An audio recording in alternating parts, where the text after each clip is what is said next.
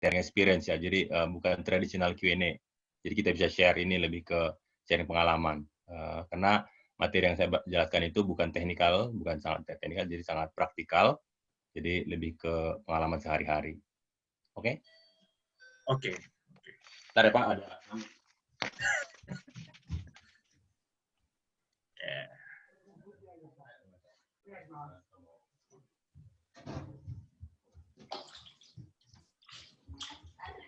Sorry, ada delivery soalnya. Nggak apa-apa, Pak. Iya, sendirian di rumah soalnya, jadi semua di-handle sendiri. Ya. Pak Krisman di Jakarta atau di mana, Pak? Di Meguro, Tokyo, Pak Dion. Oh, Meguro, Tokyo. Iya, Pak. Aman ya, Pak? COVID di sana ya? Puji Tuhan, berkat doa-doa Bapak sekalian, aman dan sehat. Amin. Pak Dion di mana? Jakarta, Bang. Oh, Jakarta ya. Ya. Precisely? Kenapa? Precisely, lokasi Jakarta sebelah mana? Ben Hill. Oh, oke. My favorite place. Saya pernah Sate tinggal... Padang. Sate Padang Ben Hill. Saya pernah tinggal di rusun yang di Petamburan, jadi selalu Oke. makannya di Ben Hill. Iya, tahu. Dekat dari saya, sekarang 400 meter dari sini. Iya, Pak Dion. Oke, udah 11. Jauh-jauh dari Indonesia, Pak Dion. Baik. Udah 11.03. Saya buka aja dulu ya. Biar kita mulai nanti sambil kalau ada yang masuk lagi, saya yang ngurus. Pak Krisman fokus aja di ini. Oke, Baik, Pak Dion. Selamat pagi semua. Terima kasih sudah join. Ini special class. Pertama kalinya ICJ bikin yang namanya ICJ Classroom. Dan kita dapat kehormatan Pak Krisman sebagai pembicara pertama. Ini kelas sifatnya pembelajaran, jadi bukan promosi atau rekomendasi atau apapun itu ya. Jadi harap dimengerti, resiko ditanggung masing-masing. Kalau misalnya at the end ada yang mau investasi Bitcoin. Saya sedikit intro mengenai Pak Krisman. Pak Krisman punya pengalaman lebih dari 25 tahun di bidang telekomunikasi dan informatika. Pak Krisman lulusan dari Kushiro National College, ya, anak elektro ya Pak ya? IT Pak, Johokogata. Oh IT, oke. Sempat bekerja di Indonesia, di banking, kemudian sebagai engineer di Luzern, kerja di keliling dunia, di mana-mana, di Brazil, di Amerika, di Eropa, sudah berpengalaman luar biasa lah. Mulai dari 3 tahun yang lalu balik lagi ke Jepang, sempat jadi expat di Ericsson, dan sekarang ada di anak perusahaannya NEC untuk data solution. Pak Krisman punya passion di fintech, terutama di cryptocurrency, dan itu yang akan beliau sharing hari ini. Untuk role, sebaiknya mic di mute semua. Kalau video mau dimatiin, it's okay. Mau dinyalain juga nggak apa-apa. Kalau ada pertanyaan, mungkin bisa di-keep dulu sampai nanti at the end. Anyway, kita di sini nanti juga bakal punya akses langsung dengan Pak Krisman. Kalau mau kontak langsung dengan Pak Kris juga it's okay, bisa ya. Kalau misalnya ada trouble atau apa, nggak bisa dengar atau ini, silakan tulis di grup chat. Saya akan pantau grup chatnya, jadi saya akan moderate ya. Kalau ada kesulitan, tolong tulis di situ.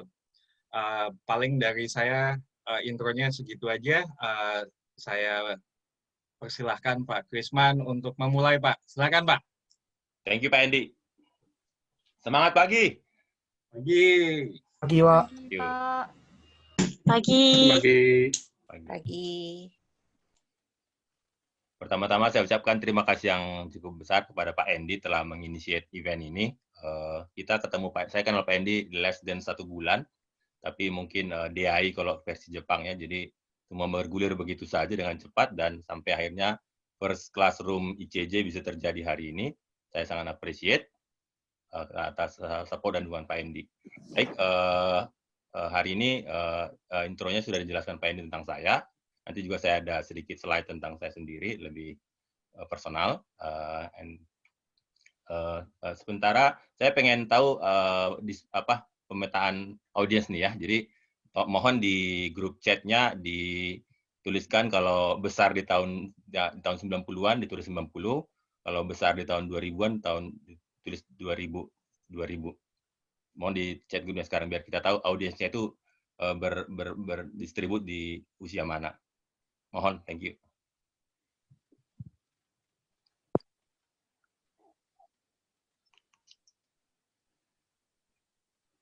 Oke, mostly 90-an.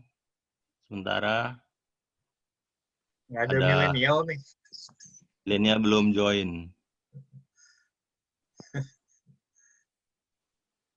Gedenya, bukan lahirnya. Iya. SMA, nggak SMA. Nggak apa-apa. Kalau lahirnya juga nggak apa-apa. Jadi, oke, kita lihat mostly 90, 80 itu ada ya. milenial Jadi, tuh, Ayu Santika. Ya, ada milenial juga. Thanks. Priscilla, milenial nih. Oke. Keren. Disparitas. Jadi merucut ya, ada 80, 90 dan milenial. Jadi saya sendiri 90-an ya, besar di 90-an. Jadi boleh dibilang karena misalnya majority di 90-an kita bisa mengerti kondisi hidup selama 90-an ya. Jadi bisa on the same page. Tapi yang baik itu juga yang 80 2000 juga tidak akan jauh berbeda. Lebih nanti opportunity-nya adalah ke milenial karena tren Bitcoin ini ke milenial. Jadi saya thanks untuk yang angkatan 80-90 bahwa mereka itu adalah early adopter ya. Jadi early adopter itu walaupun umur sudah lewat tapi teknologi new teknologi knowledge selalu diupdate. Jadi orang yang passion terhadap hal-hal yang baru. Thank you. Oke, thank you very much. Rundown acara hari ini saya akan present selama sekitar 30 menit. Terus nanti habis itu ada quiz. Jadi quiznya nanti di akhir presentasi ada quiz saya share. Nanti tolong menjawab di chat box. Jadi 3 orang pertama yang benar jawaban quiznya akan mendapat e-book yang telah saya tulis pernah saya post di ICJ FB page. Dia dapat free e-booknya. Bukunya sendiri senilai 100.000 kalau dibeli dari portal saya. Oke, mari kita mulai.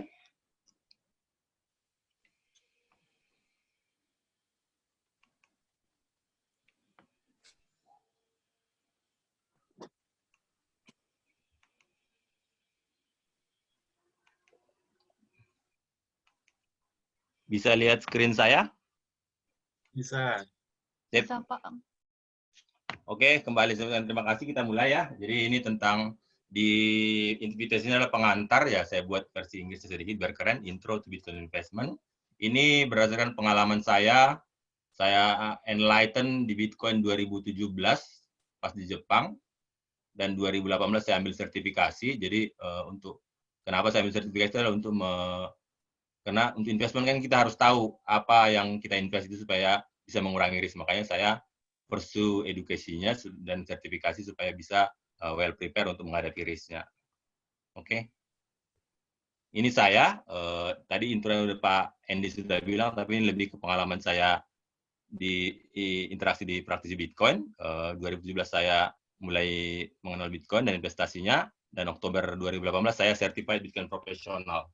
Jadi ini sertifikasinya juga boleh dibilang waktu itu saya lucu karena bayarnya harus pakai Bitcoin. Jadi kalau belum punya wallet Bitcoin belum bisa sertifikasi, kira-kira gitu cara memfilter dari Bitcoin organization-nya. Juga saya member dari Bitcoin Tokyo dan Tokyo Fintech Meetup. Mungkin ada yang member juga ya di sini. Bisa kontak saya di remember@krismanopusungu.com. Website saya itu krismanopusungu.com dan konten portal saya itu ada di ximanos.info. Jadi xmanos.info. Oke. Ini filantropi saya. Jadi awal Februari saya ketemu buku namanya The Greatest Miracle in the World by Okmandino. Nah, di situ saya tercerahkan dan memutuskan untuk mulai filantropi dengan memberi donasi kecil-kecil ya, 5 orang donasi tiap hari sejak Februari 28 sampai dalam challenge 100 hari saya bisa memberi sekitar 500 orang, fakir miskin, kaum duafa, driver ojol, dan petugas COVID yang terimpact. Dan seorang juga putri dari daerah Tapanuli, kebetulan saya dari Tapanuli, jadi seorang putri dari Tapanuli mendapatkan beasiswa untuk kuliah di top 5 universitas di Indonesia dari donasi saya. Oke, background-nya ini ya, 2017 saya sudah mengenal Bitcoin, 2008 sertifikasi. Waktu itu saya belum tercerahkan apa trigger atau menjelaskan reason kenapa kita di Bitcoin ya. Jadi ini saya ambil dari buku yang sedang saya baca, Boston Consulting Group, historinya. Jadi kalau di sebelah kanannya, di kanan internet stack ini ada dimulai dari era full industri, dari hunter-gatherers, agraria, manufacturing, baru internet. Jadi semua itu mengalir ya, dari mulai manufacturing, sekarang ke internet. Sekarang mungkin kita zaman internet. Nah, kedepannya akan menjadi ke blockchain. Jadi pergeseran dari agrarik, manufacturing, ke internet, dan ke blockchain itu sesuatu hal yang tidak bisa kita hindari karena teknologi terus berkembang. Nah, salah satu dari blockchain itu adalah cryptocurrency, which is yang saya pilih dalam praktisi saya adalah Bitcoin. Ada altcoin yang lain ya, beberapa macam, tapi yang saya fokus adalah Bitcoin dalam hari ini.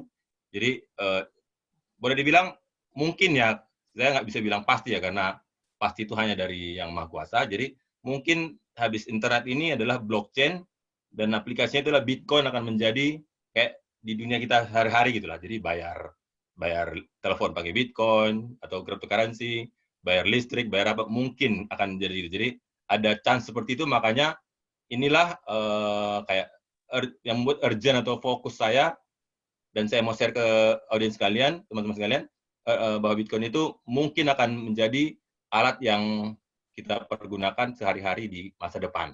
Atau mungkin soon dekat ini, karena kita lihat sekarang ada China juga sudah mau buat hegemoni cryptocurrency, Facebook juga mau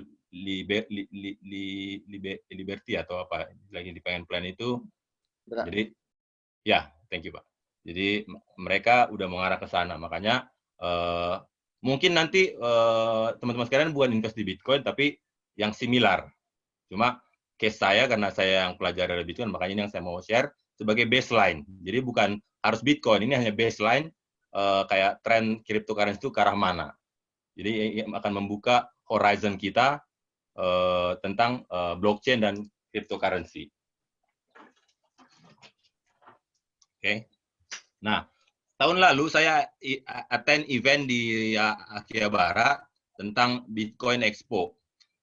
Jadi waktu itu ini pas join itu dapat buku ini, dikasih new money, dan dapat cryptocurrency senilai $50 kalau nggak salah. Jadi begitu cara mereka bagaimana agresifnya praktisi Bitcoin untuk membuat teaser lah ya biar orang tertarik, karena mereka aware bahwa ini mungkin akan menjadi some important currency ke depannya.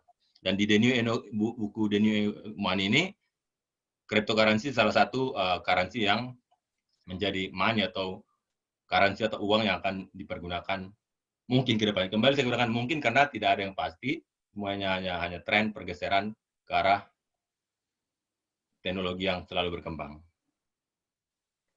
Oke, kita agak ke teks ya, karena saya mau jelaskan. Ini saya sadur partially dari e-book saya tersebut. Jadi, apa itu Bitcoin dan apa manfaatnya? Jadi, Bitcoin adalah mata uang digital yang dibuat pada Januari 2009. Ini mengikuti ide-ide yang ditetapkan dalam white paper oleh pengembang misterius yang nama samarannya Satoshi Nakamoto, yang identitas aslinya belum terverifikasi. Bitcoin menawarkan jenis janji biaya transaksi yang lebih rendah, betul, saya sudah mengalaminya, daripada mekanisme bayar online tradisional dan dioperasikan oleh otoritas yang terdesentralisasi. Jadi tidak ada otoritas kayak Fed atau BI atau central government yang mengurus ini, dan tidak seperti mata uang yang dikeluarkan oleh pemerintah. Jadi bukan mata uang pemerintah, itu fiat currency namanya, jadi tidak seperti itu. Juga tidak ada Bitcoin fisik, hanya saldo di ledger account wallet kita.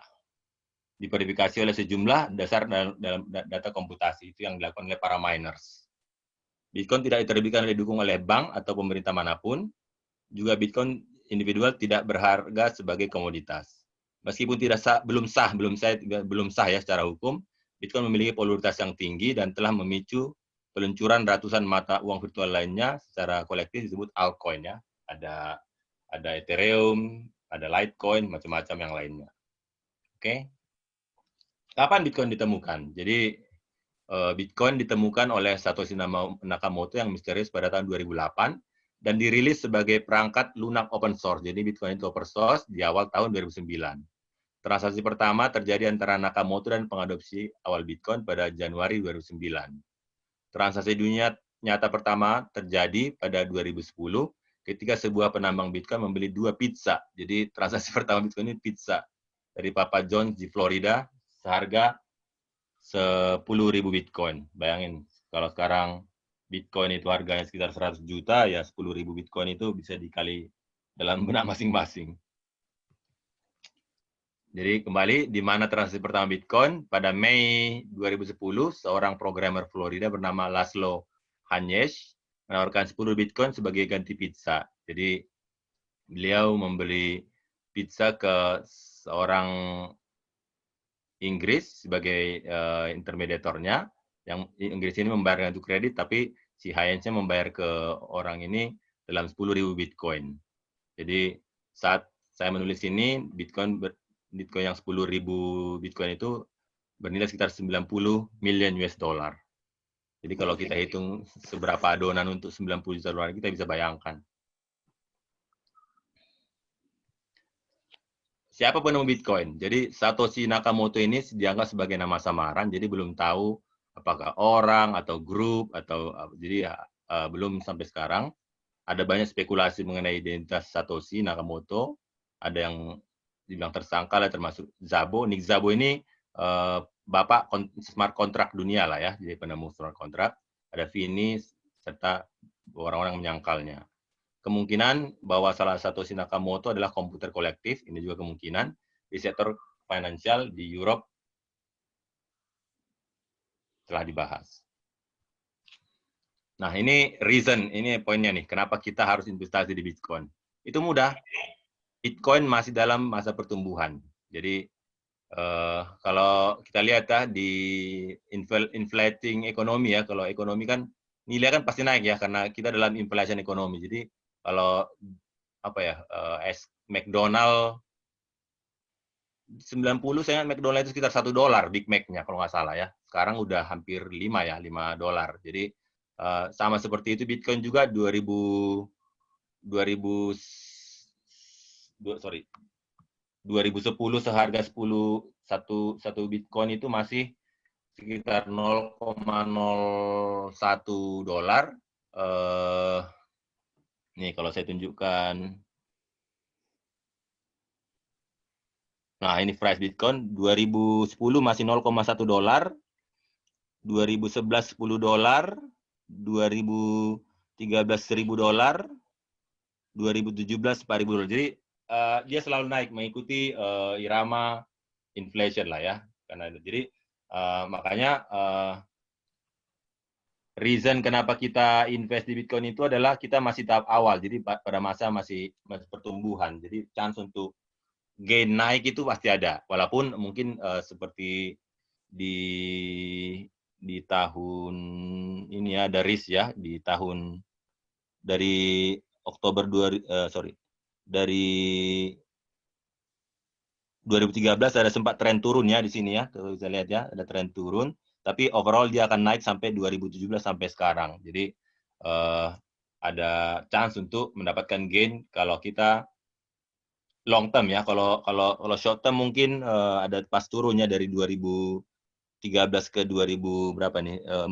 15 atau 14. Tapi kalau kita terus sampai 2017 akan gain lagi, rebound sebenarnya. Jadi seperti bilang di tahap awal ini chance. Jadi ekonomi semua itu adalah yang early adopter lah. Jadi chance hanya orang yang pertama kali atau early adopter.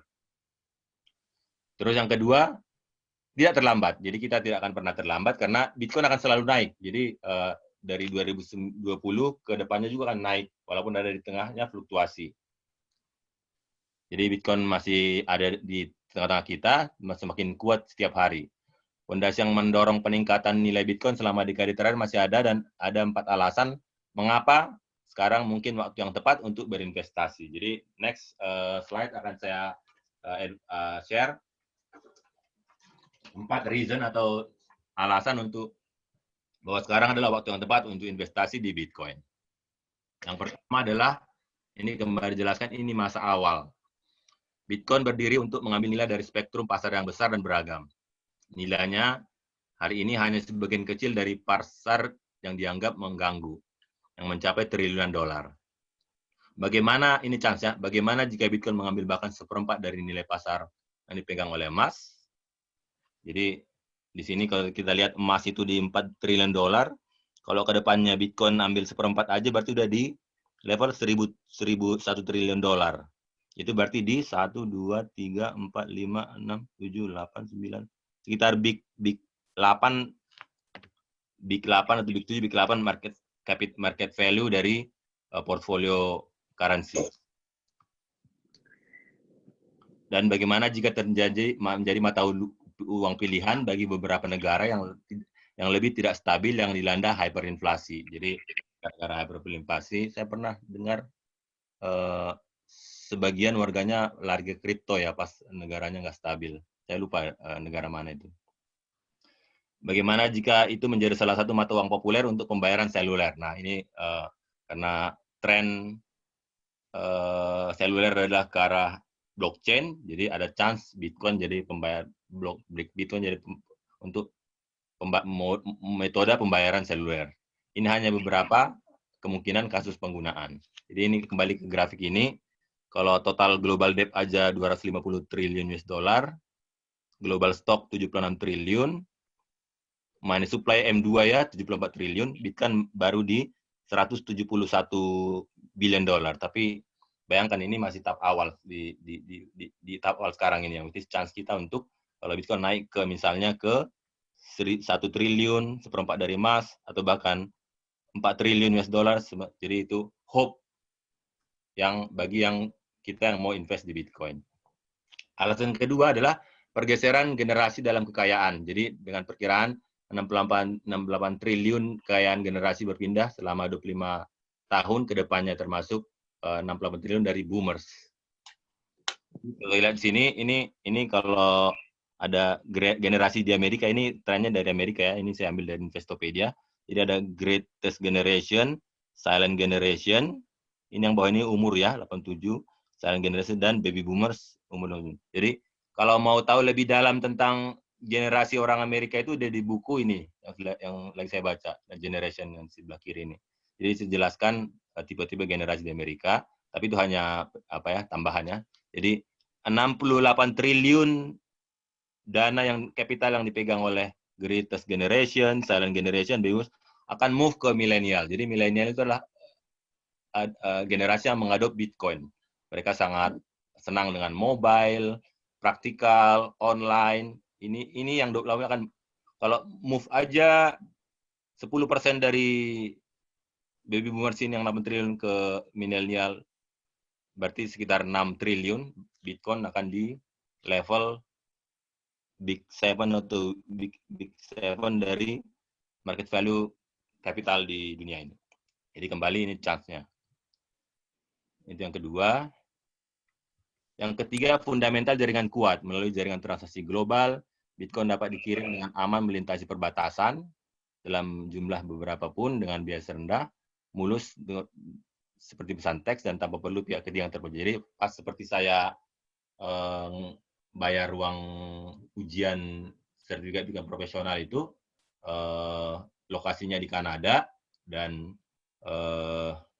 saya transfer lewat mobile, dan itu takes waktu itu 10 menit sampai 50 menit ya, sesuai waktu sekarang, dan cost-nya itu sangat kecil, jadi sangat efisien. Jadi saya tidak perlu mencari currency Kanada gitulah kira waktu itu, dan tidak menggunakan kartu kredit, jadi tidak ada loss di forex exchange, jadi nggak ada risk di situ.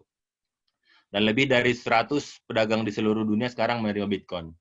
Bahkan saya pernah lihat di TV di Jepang ada dokter gigi yang bisa menerima pembayaran Bitcoin. Saya pernah lihat di media.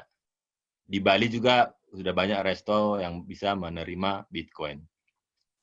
Jadi jumlah alamat dompet aktif di jaringan Bitcoin terus bertambah. Ini adalah salah satu kunci ekosistem keuangan yang dinamis dan berkembang. Jadi ini bisa kita lihat sampai 2019, wallet yang value isinya itu $10 ke atas sudah 14 juta. Jadi ini 14 juta wallet. Jadi udah. Jadi kalau dari dunia itu 7 billion orang di dunia, berarti Bitcoin yang punya wallet itu adalah orang yang ke 0,02%,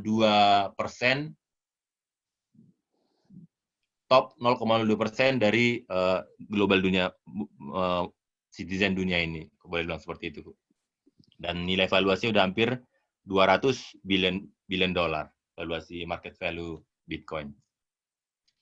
Yang keempat ini adalah dari investasi. Jadi untuk diversifikasi sebagai strategi untuk pricing saham dan obligasi. Soalnya saham dan obligasi tidak akan hilang, tapi investasi dalam mata uang digital seperti Bitcoin dapat membantu investor membangun portfolio yang lebih beragam dengan pengembalian yang lebih tinggi per unit risiko. Jadi kalau saya jelaskan di sini, dengan global stock dan obligasi, annual return itu sekitar 66%. Kalau kita on top of portfolio nambah 1% saja dengan Bitcoin, return-nya sudah menjadi 7%. Jadi ada gain. Kalau portfolio kita di kripto ada 3%, return-nya udah 9%. Kalau 5% saja kripto portfolio kita, udah 11% dari yearly return. Jadi ini bagaimana strategi diversifikasi supaya kita bisa beat the current market return.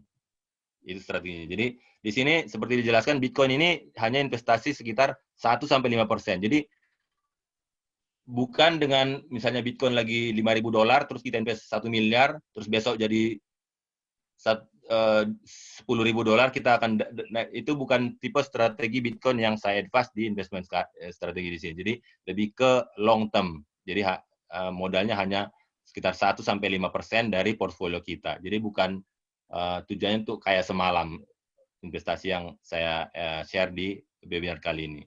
Jadi sangat konvensional, sangat tradisional, lebih ke 1-5%, which is bisa nambah gain sekitar 5% dari normal return dengan stok dan bond. Oke. Nah, kesimpulannya, zaman Bitcoin baru saja dimulai. Ini tak apa ya. Dan satu-satunya waktu yang terbaik untuk berinvestasi adalah kemarin. Kembali saya ulangin, zaman Bitcoin baru saja dimulai dan satu-satunya waktu yang terbaik untuk berinvestasi adalah kemarin. Nah, ini lebih ke practicality ya, saya share pengalaman saya beli Bitcoin. Pertama harus punya wallet ya. Sangat gampang. Saya contoh seperti di gambar ini adalah Coin, ada di iOS dan Android, dan bisa diakses dari Indonesia. Awalnya saya kira hanya di Jepang karena saya downloadnya di Jepang ya. Terus saya ke Indonesia, saya bisa akses, bisa transaksi. Jadi nggak ada masalah. Ini salah satu wallet contoh ya. Jadi saya tidak ada hubungan dengan Coin atau dengan Indodax. Ini adalah practicality semata bahwa ini yang saya pergunakan dalam bertransaksi. Jadi setelah punya wallet, dua memiliki account di Indodax. Jadi dengan URL ini kita bisa punya account di Indodax. Jadi Indodax ini saya dapatkan dari ponakan saya yang lagi kuliah di TB.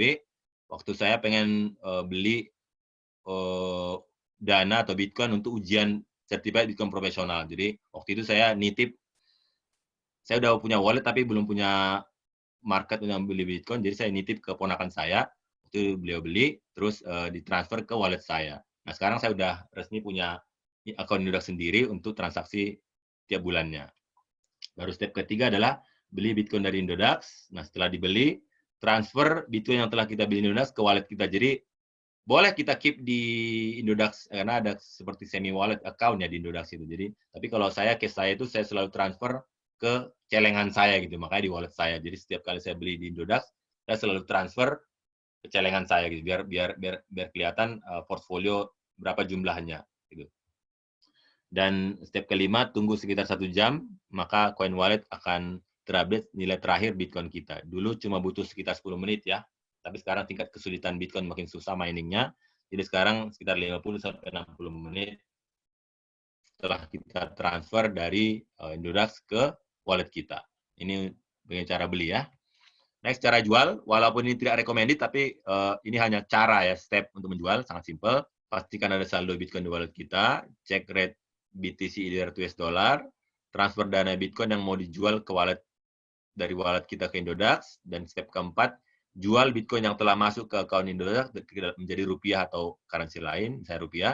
Terus setelah jadi rupiah, currency, fiat currency, baru kita transfer ke rekening kita yang terdaftar di Indodax. Itu cara jualnya. Tapi sekali lagi advice saya, karena kita pengen menabung pundi-pundi Bitcoin, jadi ini nggak recommended kecuali kita ada kritikal lah ya, some force major. Nah, bagaimana cara invest di Bitcoin? Ini puncaknya ya, puncak presentasi kita. Jadi kembali saya ulangi, kita memiliki wallet dulu. Step kedua, keempat, transfer Bitcoin yang telah dibeli Indodax ke wallet kita. Step 5, tunggu 1 jam, akan terupdate. Step ke-6, lakukan step 1 sampai 5 periode kali secara rutin sampai nilai Bitcoin yang kita harapkan tercapai dalam rentang waktu tertentu. Jadi prinsip investment yang saya advise ini hanya melakukan beli, jadi tiap bulan beli sejumlah kecil, masukkan ke wallet. Beli, jadi siklus 1 sampai 5 ini dilakukan periodically tanpa skip. Sehingga di step 7 ini puncaknya, prinsip compounding interest. Jadi kalau teman-teman sekalian pernah baca ya, di Einstein itu pernah bilang compounding interest itu adalah worth 8 wonders. Setelah 7 keajaiban yang lain, compounding interest adalah worth 8 wonders. Itu ada note dari Einstein. Jadi memang terjadi, bahkan Warren Buffett, Om Warren juga bilang bahwa compounding interest ini yang membuat beliau itu bisa punya valuasi kapital sebesar sekarang. Walaupun Om Warren juga belum plan untuk investasi di cryptocurrency ya, saya pernah lihat di CNBC, tapi compounding interest ini adalah tools atau apa kita, slave kita yang bekerja buat kita tanpa tidur 24 jam sehari, 36 hari dalam setahun, selama dana Bitcoin kita terus disimpan dan bertambah. Jadi makanya kenapa saya tidak pas untuk dijual, ini supaya slave kita compounding interest ini bekerja buat kita 24 jam sehari, 365 hari dalam setahun tanpa berhenti, selama ada saldo yang bertambah. Ini tips and tricks yang saya alami, jadi betul-betul pengalaman saya selama 2 tahun ini. Jadi tipsnya itu adalah, pertama mulai dengan jumlah kecil, di mana kalau kehilangan nilainya tidak menjadi stres. Jadi jangan karena, Bitcoin lagi turun setengah harga, jadi dari 10.000 ke 5.000 langsung kita invest, misalnya sampai 500 juta gitu. Jadi kalau itu kita lakukan, besoknya turun lagi menjadi 2.000, kita akan menjadi stres dan tidak bisa tidur atau nangis bombay. Makanya selalu dimulai dengan jumlah kecil, start with small. Terus yang kedua, bagaimana untuk mendapat gain yang besar dong gitu kan? Buat habit untuk membeli Bitcoin secara periodik dan rutin. Jadi caranya kayak menimbun pundi-pundi, jadi rutin. Secara periodik dan rutin, misalnya tiap bulan tanpa skip. Tips ketiga, beli Bitcoin senilai ini 5.000 yen ya, jadi tiap bulan. Ini saya ambil dari buku majalah Bitcoin dari Jepang di Tokyo, yang di-advise kita bisa start dengan 5.000 yen atau sekitar 750.000 per bulan tanpa skip. Jadi saya pribadi tiap gajian sisihkan 5.000 yen, invest di Bitcoin. Itu yang saya lakukan selama 2 tahun ini.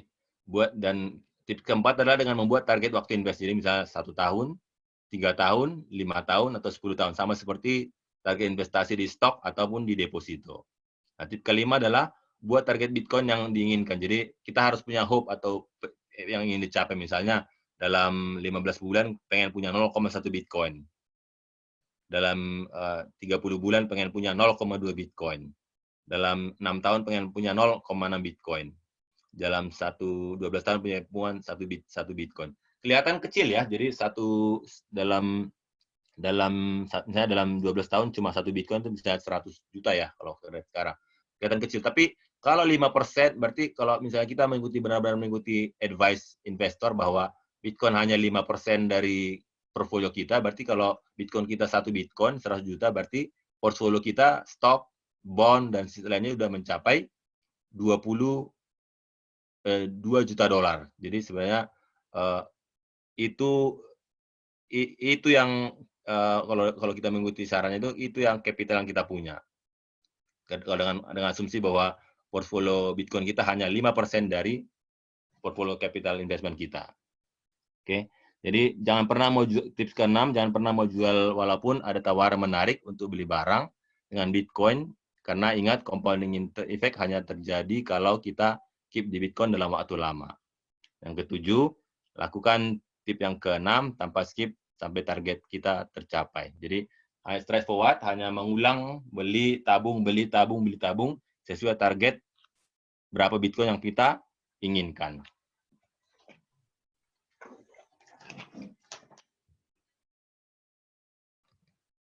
Ini majalah tadi. Oke, quiz time. Bentar saya. Ayo siap-siap quiz time. Oke, quiz time, siap-siap. Siap-siap keyboardnya. Saya baca ya. Sekali baca langsung jawab. Woi, belum ditanya, woi. Ya udah. Pak, yang itu Pak Endi di capture yang 3 pertama ya, Pak ya. Ya. Coba. Jawabannya Oke, ini udah lebih dari Oke, Pak Endi pilih 3 orang ya. Saya jangan saya lah, Bapak lah. Ikut dari timestamp di chat ini. Timestamp ya, yang mana Pak? Saya dari. Ini kan berarti pertanyaannya kan kapan waktu terbaik untuk investasi ya Pak ya? Jawabannya yang benar apa Pak? Sorry? Jawabannya yang betul apa sebetulnya? Kemarin Pak, betul. Jawabannya yang betul kemarin, oke. Jadi iPad 1138 ya satu ya? Saya nggak tahu nama beliau siapa tuh. iPad siapa ya? iPad, halo. Ini berarti yang dapat iPad, Dina, sama Zikri. Pak Zikri ya, iya 3 orang. Ronald Pak. Pak Ronald ya, thanks Pak Ronald. Jelasnya Ronald. Ini Ronald siapa nih? Ronald Siddhartha apa Ronald yang Ronald G? Ron G? Yang G ya? Pak. Yang G, oke. Nanti di kontak ya, kita kontak. Siap. Selamat buat Ronald. Nanti saya butuh mobile numbernya Pak ya, Pak Ronald, Pak Badina, Pak Zikri, saya butuh mobile numbernya biar saya forward lewat WhatsApp e-booknya, oke? Siap Pak. Siap Pak. Oke, next kita udah tiba pada penghujung presentasi. Next adalah sharing session. Ya, sebelum kita sharing Pak Krisman, sorry, filenya bisa di-share lagi Pak. Saya ada beberapa pertanyaan. Monggo. Kalau moderator yang tanya boleh dong. Boleh. Hak prerogatif.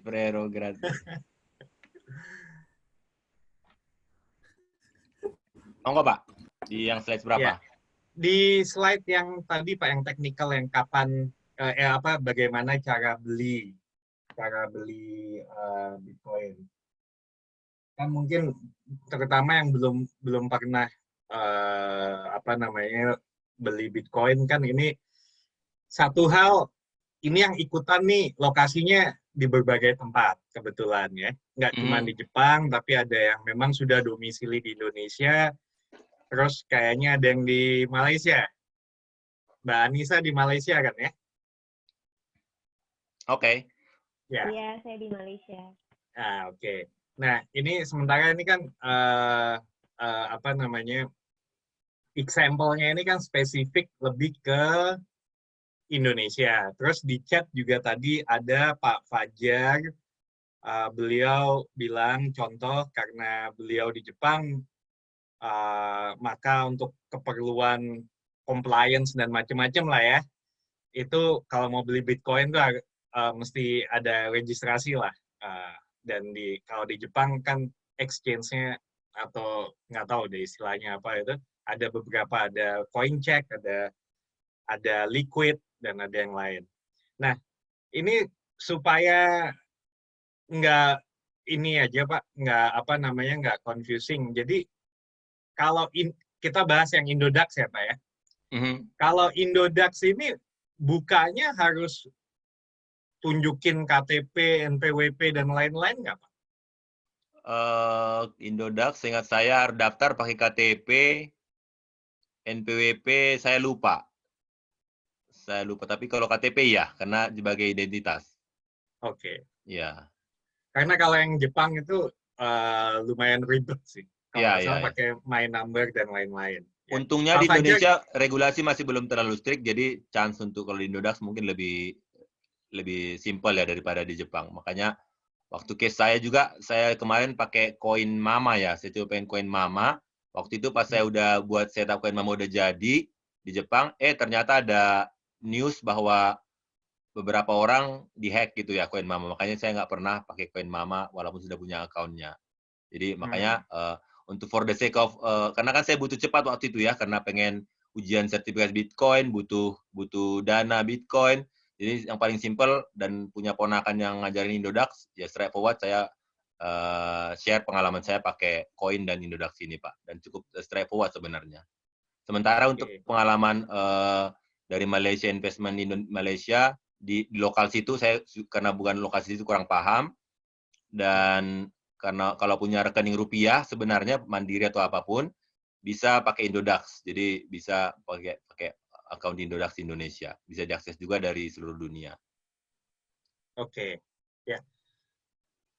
Ya, itu mungkin technicality yang mungkin nanti bisa kita bahas terpisah lah, istilahnya kayak gitu. Kemudian, apalagi ya, ini saya mewakili yang nanya di chat ya Pak ya. Monggo Pak Andi dan teman-teman sekalian, monggo. You are welcome. Ya. Sebelum kita sharing pengalaman, nanti mungkin Pak Fajar boleh saya minta untuk sharing pengalaman buka wallet di Indocheck atau Indocheck, CoinCheck atau BTC Box, Pak Fajar? Quick sharing aja Pak. Bisa ya Pak ya? Thank you Pak Fajar. Makasih banyak. Sama-sama Pak. Thank you Pak. Ini ada pertanyaan mining. Oke. Silakan Pak Krisman, dalam penjelasan yang sangat basic aja Pak. Mining, maksudnya mining itu apa sih? Paling basic Pak. Mining itu kayak menggali gunung supaya dapat emas. Itulah mining kalau harfiah. Jadi menggali gunung lewat komputer supaya dapat Bitcoin. Itulah analogi paling simpel Pak. Kayak mining, istilah mining gold, diamond, menggali, terus kita dapatkan diamond atau gold, begitulah mining di Bitcoin lewat komputer algoritma kita dapatkan mining, dapatkan Bitcoin untuk jadi aset. Ya, saya boleh tambahin sedikit Pak ya? Monggo Pak Andi. Jadi gini Mbak Dina, kalau untuk Bitcoin ini, itu kayak ada, kalau kita menggunakan komputer kita untuk melakukan transaksi atau kegiatan blockchain, itu akan generate Bitcoin, gampangnya gitu deh. Jadi zaman dulu itu, ya sampai sekarang juga gitu ya, masih komputer, ada berapa sekian banyak komputer terkonek, kemudian bersama-sama, misalnya ini ada satu kasus gitu ya, misalnya kasus ini harus dipecahkan. Nah, kita semua kerjain memecahkan kasus ini, kontribusi. Nah, saat kasus ini terpecahkan, kita dapat reward. Rewardnya itulah Bitcoin. Itu cara paling gampang. Nah, aktivitasnya itulah yang disebut dengan mining. Yang lebih begitu ya Pak Krisman ya? Betul sekali Pak Andi, thank you. Betul. Penjelasan simpelnya kurang lebih seperti itulah. Kalau penjelasan lebih dalamnya, ya nanti bisa kita bicarakan atau bisa baca-baca lewat Google. Kemudian dari Ivan, kalau 5.000 yen per bulan, kondisi naik atau turun, kita abaikan saja atau gimana? Gimana Pak Krisman? Kalau saya yang saya lakukan 2 tahun ini, saya hanya tahu rate Bitcoin pas lagi mau beli. Jadi saya tidak, udah berapa gitu. Jadi pas saya beli misalnya 100 juta, saya beli 5.000 yen. Jadi boleh dibilang saya agak konvensional, kacamata kuda. Pas saya gajian saya beli saja, consider naik tidak peduli. Karena prinsipnya compounding adalah kan seperti dijelaskan di awal adalah valuasi akan naik kan long term dari 2010 sampai 2019 akan selalu naik. Jadi walaupun kita di pas pace turun, sebenarnya pas pace turun itu kita chance untuk beli Bitcoin lebih diskon kan. Jadi misalnya pas case kemarin pas corona sempat turun Bitcoin 30%. Case turun kan. Jadi orang wah ini turun nggak usah beli Bitcoin. Saya malah sesuai advice Om Warren, kita harus beli pas harga turun, bukan pas harga naik. Makanya kalau lagi turun kemarin pas awal corona, saya bisa beli double dari 5.000. Jadi 5.000 yen dengan nilai karena bisa dapat diskon 30%. Jadi saya dapat diskon 30% atau yang saya beli itu naik 30% karena nilai yang saya beli invest sama 5.000 yen. Jadi regardless naik turun karena kedepannya akan naik. Kalau naik ya jumlahnya kita lebih mahal dikit. Kalau turun kita dapat blessing in disguise, dapat gain misalnya kayak kemarin 30%. Jadi bagi saya itu regardless naik turun saya setiap beli tiap bulan. Gitu, Pak. Ya. Nah, ini tadi terkait dengan jadi namanya investasi kan strategi setiap orang pasti beda-beda lah. Misalnya. Betul, Pak. Nggak ada yang paling bagus lah. Misalnya. Nggak ada, Betul, Pak. there is no right question gitu ya.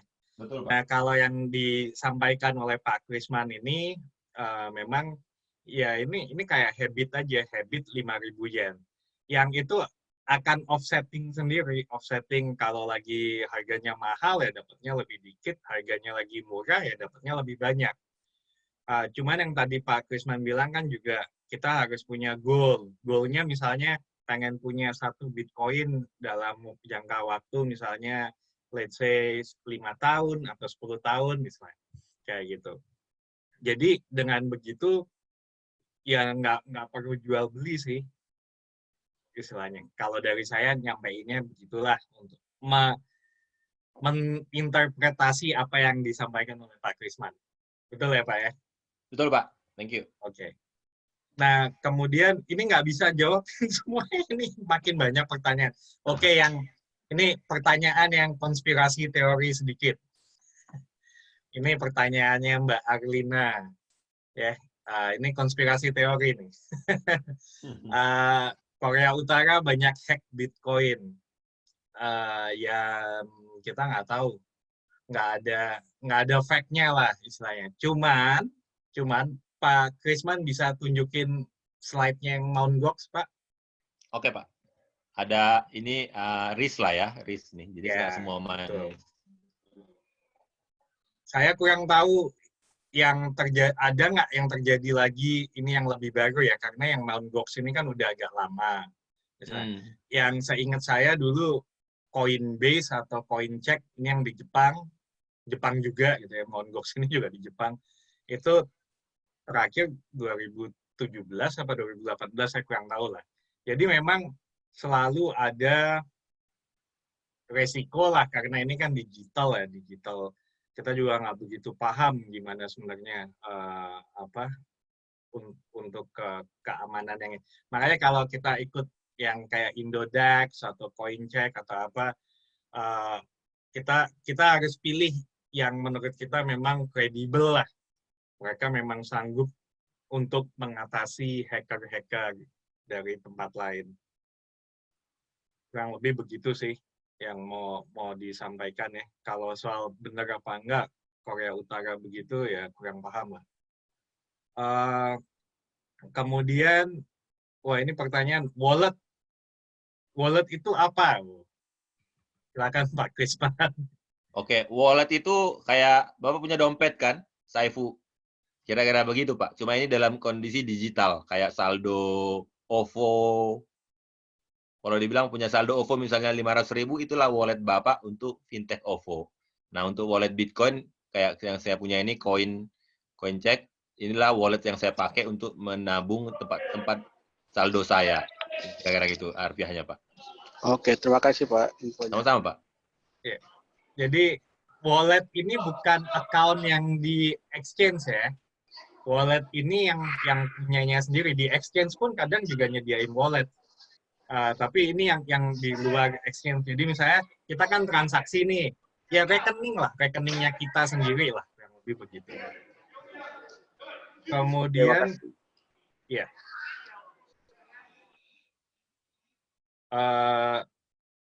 penyebab fluktuasi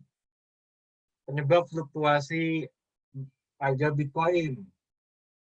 Ini perbandingannya dengan saham. Kalau saham kan ada bandar, misalnya ada bandar atau fundamental. Ya, kalau Bitcoin faktor penentunya apa, Pak?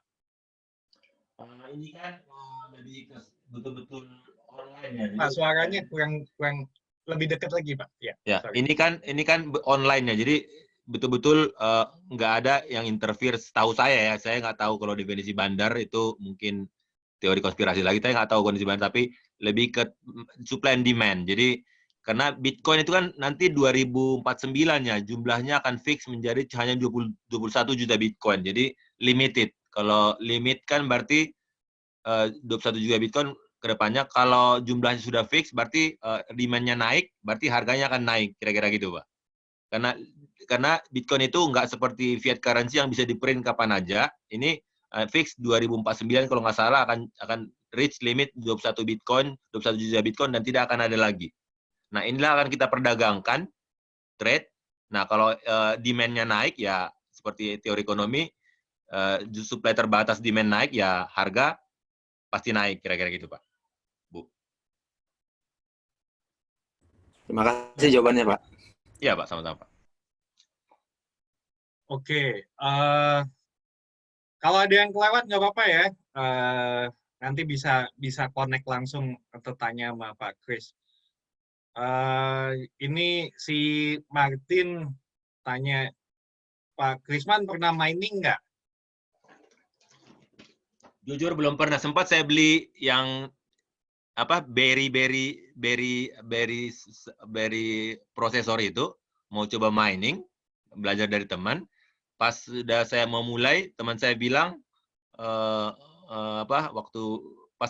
teman saya itu kayaknya mulai beberapa tahun sebelumnya, pas saya udah mulai, udah dibilang miningnya udah nggak relevan lagi kalau pakai prosesor P-Berry yang gitu-gitu. Jadi akhirnya saya tidak start mining.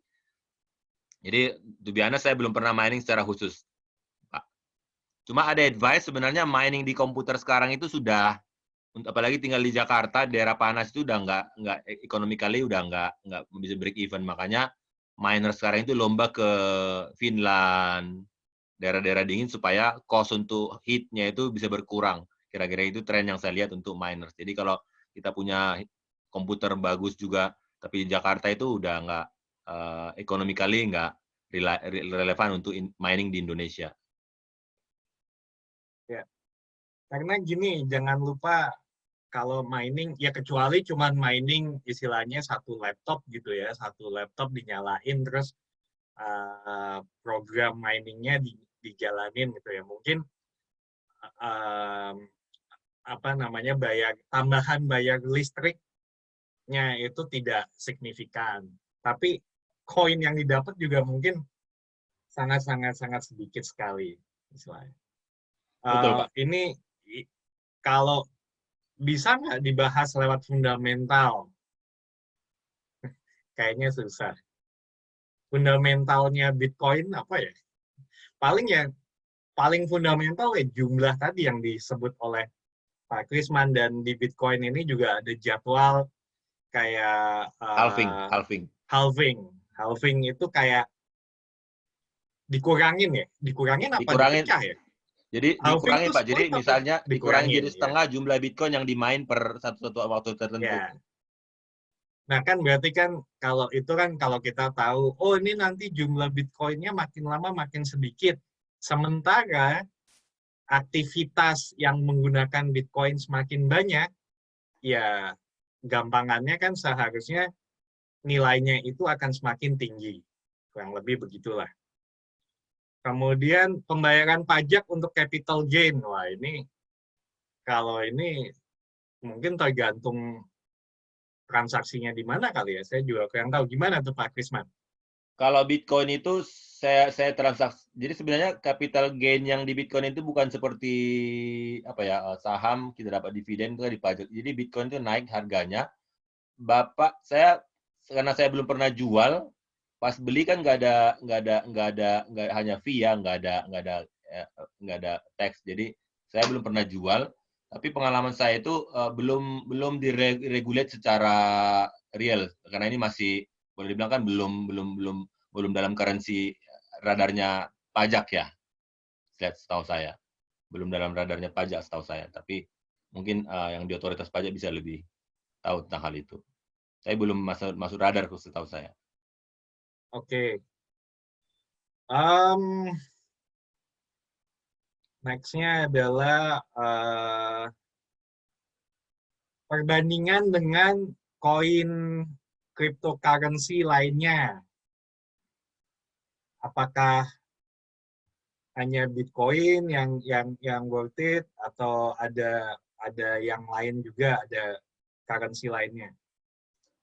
Simpelnya sebenarnya do your own business, Pak. Jadi kalau Bapak aktif di smart contract seperti itu, mainnya di Ethereum.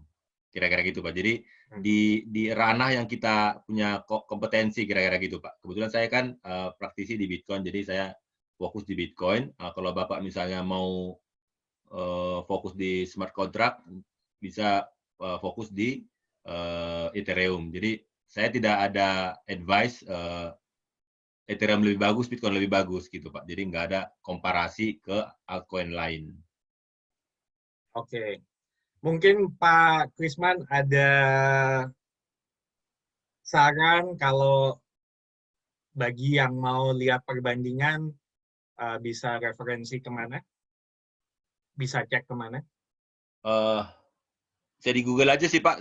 Saya karena prinsip saya kan hanya pas beli saya ke Bitcoin. Jadi kalau mau di Google aja altcoin exchange bisa di Google gitu, Pak. Simpel saja. Oke. Iya. Siap. Nanti kalau saya ketemu yang recommended, saya akan share di FB page-nya kita, Pak. Oke. Ini ada pertanyaan menarik dari Ivan. Oh. Apakah Bitcoin itu bisa berbunga? Karena sudah lama tidak buka wallet Bitcoin, tiba-tiba ada tambahan Bitcoin masuk.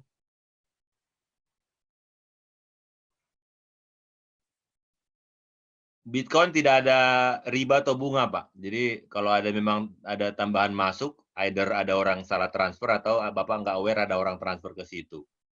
Sepengalaman saya 2 tahun, pure transaksi yang saya lakukan yang masuk ke wallet saya. Jadi nilai riba nggak ada, hanya kalau rate Bitcoin lagi naik, ya jumlah valuasi saya setelah convert ke rupiah atau US dollar akan naik, kira-kira gitu, Pak. Ya. Kalau nilai maksudnya jumlah absolut Bitcoin-nya tidak akan berubah, ya Pak ya. Betul. Tapi kalau setelah itu dikonversi ke mata uang tertentu, maka nilainya bisa naik turun. Betul, ya, Pak. Ya. Wah, itu Ivan berarti harus makan-makan dong kalau gitu. Itu Congratulations, Pak Ivan. Keren. Oke. Kemudian, bentar ya. Bu Lucy tanya, tadi nama buku tentang Bitcoin tadi yang dalam bahasa Jepang, Pak. Itu yang New Money kalau nggak salah. Coba Pak, slide yang New Money. Pak, Bu. Ini kalau beli di Mercari cuma 500 yen, kalau nggak salah sekarang. Oke. Gitu ya, Bu Lucy ya. Oh, bukan, katanya bukan yang ini. Yang mana, Bu? Oh, maksudnya? yang majalah ya. Yang satu majalah. lagi. Majalah. Tapi itu majalah lama tuh. Ini majalah lama nih, saya beli dari Bukov nih. Ya mungkin mesti cari di Mercari atau di Bukov, mungkin ada kali. Bu Lucy, kalau mau saya hibahkan ya, giveaway. Nah, itu Bu Lucy. Mau, Bu? Nanti dikirim sama Pak Krisman. Cakubaraya, oke? Katanya. Mau. Sip, Cakubaraya ya, Bu? Ya, nanti lewat apa namanya, terpisah. Di PM ya, Bu ya, Pak Krisman-nya. Buat lanjutannya. Oke, kemudian itu ada pertanyaan soal bisa nggak transaksi Indodax to CoinCheck? Waduh, ini pertanyaannya. Oke, mungkin sebelum kita jawab itu, mungkin kita bisa minta Pak Fajar untuk sharing sedikit mengenai waktu buka di CoinCheck atau ini atau lainnya. Boleh Boleh, Pak. sharing, Pak? Ya, silakan, Pak. Kalau sebelum itu, saya juga punya di Indodax. Jadi saya bandingkan dulu kalau di Indodax itu kan saya warga negara Indonesia, cukup dengan KTP dan foto diri. Dan itu 1-15 menit sudah direspon oleh mereka. Tapi kalau di CoinCheck atau BTC Box, prosesnya jauh lebih ribet karena sementara ini yang diterima itu hanya yang berdomisili di Jepang. Jadi selain KTP, nomor HP, dan informasi itu ada namanya proof of address atau bukti tempat tinggal. Jadi pas itu saya lampirkan mungkin tagihan listrik saya gitu yang menunjukkan ada saya tempat tinggal di apa tuh ini begitu. Dan setelah selesai mereka akan mengirim postcard ke saya untuk verifikasi online begitu. Dan di luar itu saya sudah 5 kali gagal, 5 kali ditolak oleh mereka, ya ketat banget. Jadi saya harus tulis nama saya dalam katakana itu. Kalau tidak sesuai itu harus ditolak sama mereka. Terus saya harus tulis address saya dalam kanji pas itu. Pertama saya tulis dalam alfabet itu ditolak, tidak sesuai dengan KTP atau di sini resident card itu kan, Saryu card. Dan saya copy translate address saya dari Google, itu kan dapat tulisan Jepangnya. Ternyata itu nggak bisa mereka terima juga karena tidak sesuai dengan yang di resident card. Jadi saya harus bingung banget ini nulis kanjinya gimana gitu. Ya coba-coba minta bantuan teman, berhasil begitu. Kalau teman saya Pak Marlo itu, dia sampai 5 kali juga sih. Jadi emang ketat prosesnya. Sekarang ini, teman prosesnya harus bikin video diri. Wow. Ini kapan, Pak? Kapan Bapak Kalau buka? saya setahun lebih yang lalu. 2019?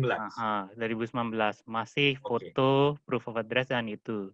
Kalau sekarang ini teman saya yang terbaru, video. Jadi kartunya itu digerak-gerakin, kepalanya digeleng-geleng gitu. Ya begitulah, makin ketat lah begitu. Ya. Terus ada lagi Pak? Tapi Pak, kalau Pak Fajar punya Indodax, punya CoinCheck. Plus minusnya apa Pak? Sebagai orang Indonesia yang sekarang ada di Jepang, kalau misalnya transaksi menurut Bapak ini dengan mempertimbangkan currency apa segala macam ya, karena yang di Jepang kan otomatis kalau itu di liquidate menjadi yen, betul, ya kan? Dan kena pajak, udah pasti. Betul, iya. Nah, kalau yang di Indonesia kalau dilikuidasi menjadi rupiah. Iya, betul. Pajaknya saya nggak tahu, mungkin kemungkinan kena pajak lah, karena Indodax kan resmi ya. Betul. Kalau pengalaman saya itu pertama sebelum saya jawab itu, kenapa saya di CoinCheck, karena dulu saya tidak punya mobile banking, jadi saya nggak bisa beli Bitcoin di Indodax. Jadi saya harus daftar di CoinCheck dan saya harus deposito yen ke CoinCheck, baru saya bisa beli Bitcoin. Setelah saya punya Bitcoin, barulah bisa saya transfer kemana-mana. Kalau misalnya pertanyaan Bapak sendiri, kalau kelemahan atau kelebihannya, CoinCheck dan BTC Box itu untuk tradingnya itu koinnya masih sedikit. CoinCheck cuma 1, cuma Bitcoin aja yang di trading. BTC Box itu ada 4 yang terkenal. Kalau Indodax itu koinnya banyak itu. Jadi kalau orang yang suka mau main-main di koin lain itu cocok di Indodax. Terus yang kedua itu fee. Ada untuk saya deposit ke CoinCheck itu fee-nya 440 yen. Kira-kira berapa dia? 50.000 ya? 50.000. Terus untuk withdraw dari CoinCheck itu 0,001 Bitcoin. Ya pokoknya itu dah. Tapi kalau kalau misalnya withdraw dari CoinCheck ke bank pakai yen, seingat saya mahal deh dibanding dengan di Indodax itu. Di Iya. Indodax sih 1% itu saya lihat. Jadi fee-nya sih yang terutama di Indonesia mungkin cenderung lebih murah fee-nya. Kalau di Oke. sini dalam yen sih mahal bagi orang Indonesia, nggak tahu bagi orang Jepang itu termasuk murah ya, begitu sih. Ya. Mahal Pak, karena trennya 500 yen itu lunch fee kan, cost Iya. lunch kan. Jadi kalau sampai 440 udah mahal Pak per transaction, mahal Pak. Kalau Iya, sampai itu dah. 400. Lunch kan 500 yen di kombini. Iya, betul. Kalau di Konbini lagi ya fee-nya 1.000 yen. Wow. Jadi jadi paling murah itu ya deposit.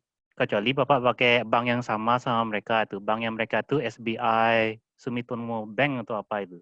Kalau itu baru fee-nya 0 gitu. Kalau saya sih kebetulan karena orang asing ya punyanya JP Pos itu aja, Pak. Ya. Oke. Tadi kan ada pertanyaan tuh, kalau nggak salah Pak Krisna, bisa nggak transaksi Indodax tuh CoinCheck? Bisa, Pak. Saya sendiri pernah remittance. Jadi pas itu saya mau ngirim uang ke Indonesia, saya nggak tahu gimana caranya itu. Teman ada yang mau nuker dan sebagainya, pas itu lagi low. Jadi cara saya itu, untuk ngirim Japan Yen ke Indonesia, ya saya kirim lewat Bitcoin. Jadi tahapnya saya beli Bitcoin di CoinCheck. Bitcoinnya itu saya kirim ke Indodax. Bisa. Dan sebaliknya. Dan dari Indodax, saya withdraw, saya tarik ke bank saya, dan itu berhasil.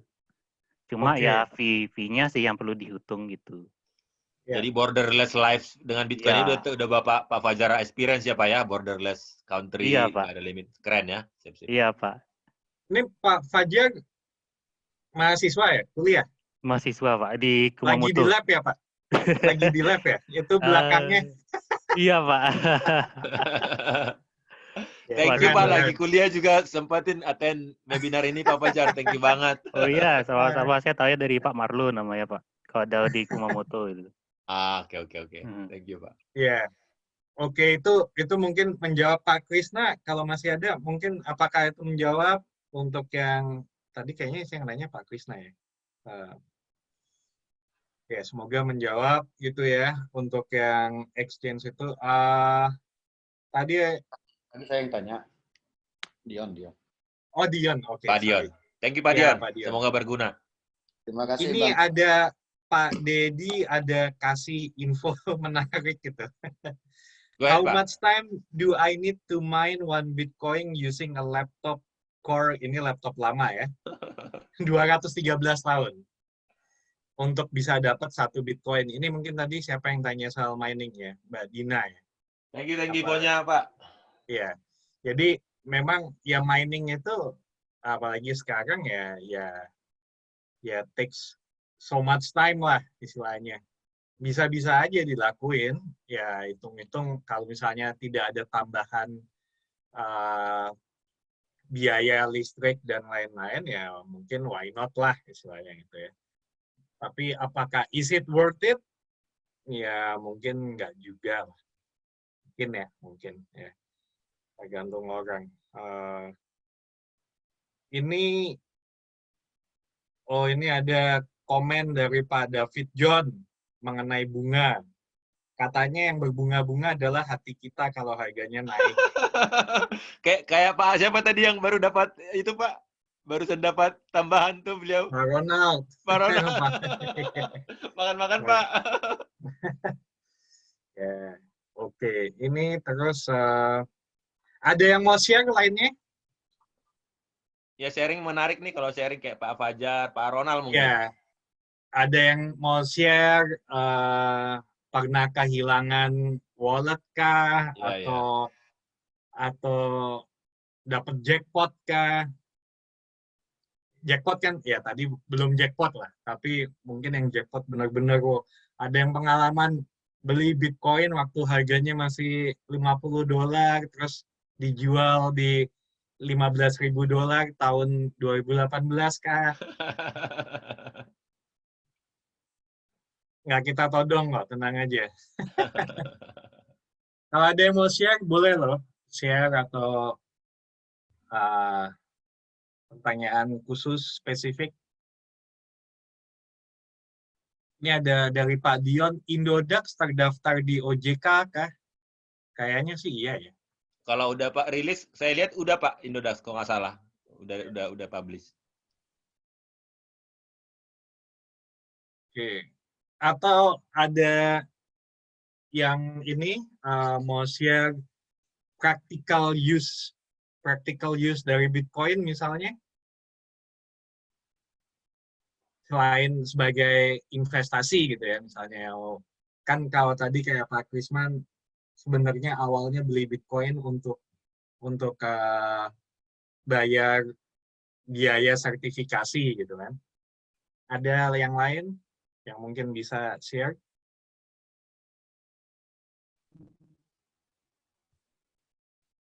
Ada? Oke. Dari Pak Krisman gimana? Ada tambahan lagi, Pak? Cukup Pak. Kalau ada pertanyaan bisa post direct message ke saya. Yang tadi Ibu Lisa ya, yang buku bisa direct message ke saya. Bu Lucy. Ya, Bu Lucy. Tambahan aja, saya nggak tahu nih. Besok ada eventnya Pak Endi ini, jadi mohon kita juga attend ya, promo. biar Tadi mau berhubung udah ngomongin soal itu, yang besok buat yang kerja atau cari kerja, pengen ganti kerja gitu ya. Besok saya akan sharing mengenai 8 pertanyaan yang pasti kemungkinan besar itu ditanyakan waktu interview. Nanti modelnya begini, memang posternya dalam bahasa Inggris, tapi kita kelasnya dalam bahasa Indonesia.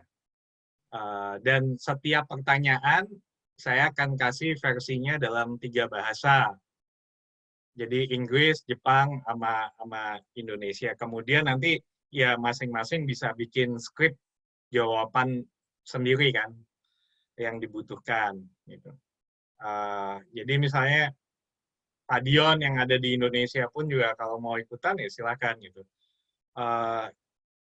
Sebagai background sedikit aja, saya mungkin interview orang lebih dari 500 orang kali.